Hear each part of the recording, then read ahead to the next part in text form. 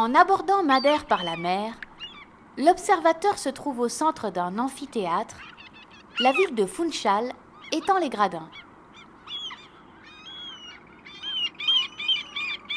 Les constructions sont édifiées sur une belle ellipse naturelle dont l'importance de la pente facilite leur identification. Chaque maison peut contempler l'océan Atlantique.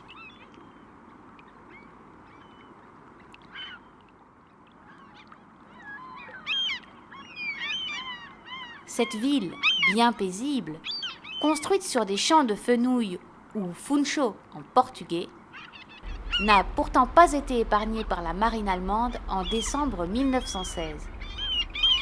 Ces bombardements visaient dans la rade les bateaux français et anglais.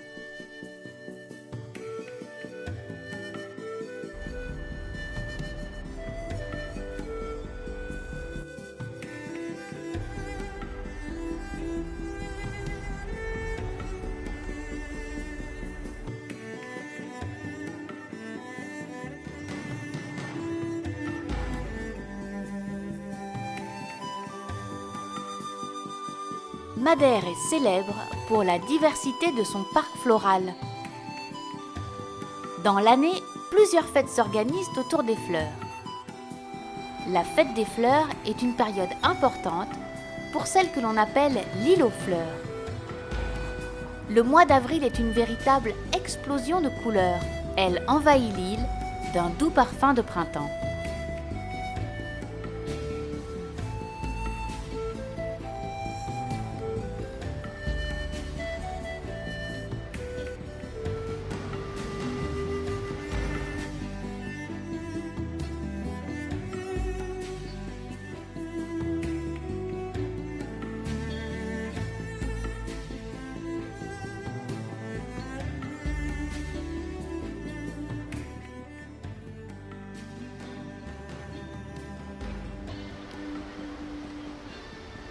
Funchal, 100 000 habitants, est la capitale de l'archipel de Madère, région portugaise autonome.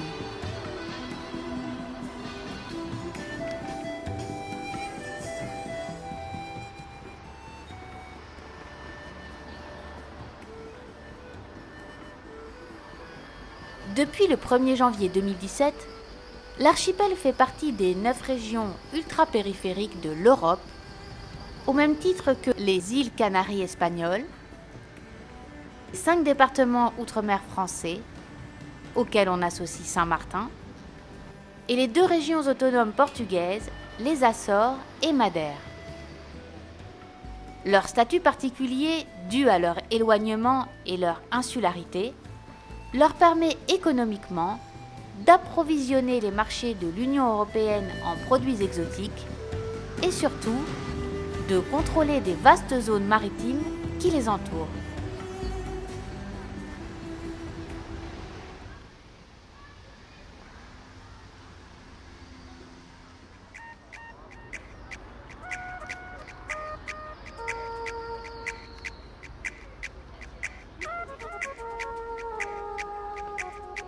À Madère, plus de 80% de la population est catholique. Toute l'année, les fêtes religieuses sont le témoignage de cette foi profonde, exprimée de façon exubérante. Lors de ces fêtes, si l'on est superstitieux, on ne lésine pas sur les pétards et les feux d'artifice pour illuminer sa vie et celle de ses proches. Ainsi, le ciel vous en tiendra compte.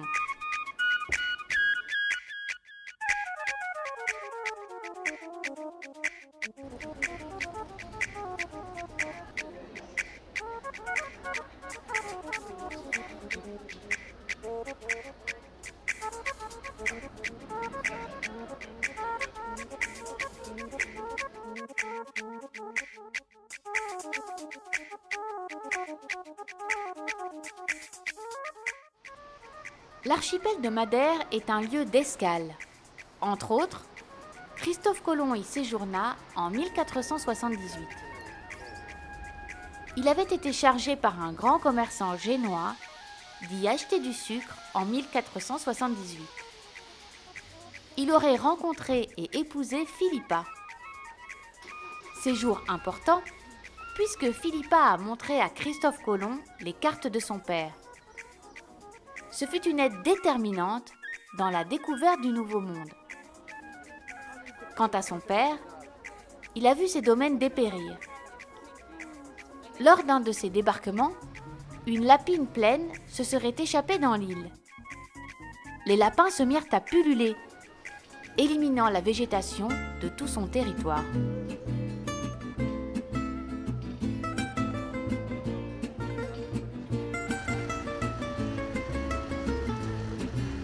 Le tourisme est un secteur clé de l'économie de la région puisqu'il contribue pour 20% au PNB. Les atouts de Madère reposent principalement sur ses paysages, montagnes d'origine volcanique, escarpées et spectaculaires, sur son climat doux toute l'année à faible amplitude thermique et sur sa flore abondante et variée.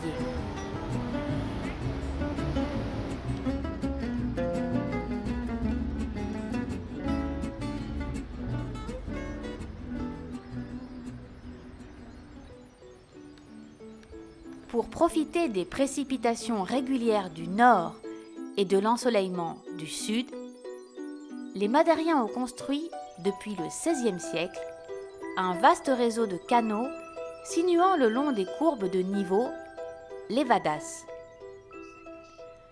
Les vignes profitent de cette irrigation sur les flancs des collines. Elles produisent un vin liquoreux mondialement connu, le Madère. C'est au XVIe siècle que le processus de maturation du vin de Madère fut découvert, totalement par hasard. C'est en constatant que le mélange du vin et de l'alcool surajouté, agité pendant des semaines dans les soutes surchauffées des navires, acquérait de remarquables qualités gustatives, rendant les vins plus forts et aussi meilleurs. Les Madériens, étonnés par cette transformation, ont élaboré 2 techniques afin de produire sur place le même résultat. La méthode de la chauffe. Le vin est chauffé pendant 3 mois à une température de 50 degrés. La méthode du vieillissement, par laquelle le vin est stocké pendant 20 à 100 ans à la chaleur naturelle. L'apparition de l'arôme rancio trouve son origine dans la technique de vinification, à savoir un contact régulier, prolongé avec l'oxygène. Le rancio apporte une touche unique. Ce mot qui signifie littéralement rance n'a pas de connotation négative, loin de là. Ce terme s'applique au vin doux naturel obtenu par oxydation. Des arômes cuits apparaissent de type torréfaction, cacao. La couleur se modifie. Un vin blanc s'assombrit vers le doré, puis l'ambré. Un vin rouge perd ses nuances violettes vers l'acajou. Ainsi, après plusieurs dizaines d'années de vieillissement, un vin rouge et un vin blanc peuvent-ils avoir une couleur particulièrement voisine. Le vin de Madère était très recherché à partir du XVIIe siècle. C'était le vin préféré du premier président des États-Unis, George Washington.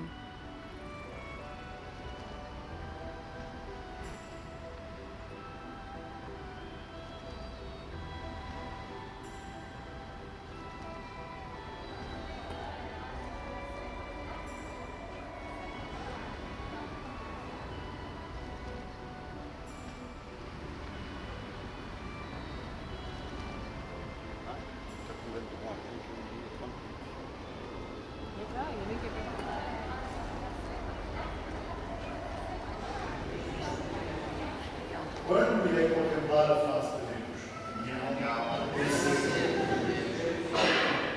Minha alma estremece ao recordar quando passava em cortejo para dentro dos filhos. Entre as vozes do louvor e da alegria, da multidão em festa. a minha alma sempre. Enviai a vossa luz, seja ela